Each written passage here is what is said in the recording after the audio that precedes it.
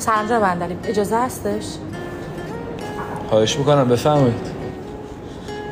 ببخشید مزاحمتون شدم. راستش من به پیشنهاد ازدواجتون فکر کردم ولی متاسفانه جوابم منفیه. میتونم بدونم چرا؟ شرمندم، نمیتونم. باشه مشکلی نداره، فقط علتشو باید بدونم یا نه؟ ببخشید من باید برم. خانم زاره، من میدونم که شما قبلا ازدواج کردید و همسرتون فوت شده. به خاطر بیماری پدرتون مجبورید که 2 شیفت کار کنید. همه اینا رو میدونم و تو انتخابم لحظه شک نکردم.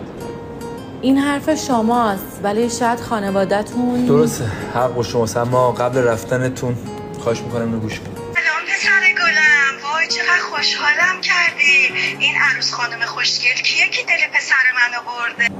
حالا قبوله؟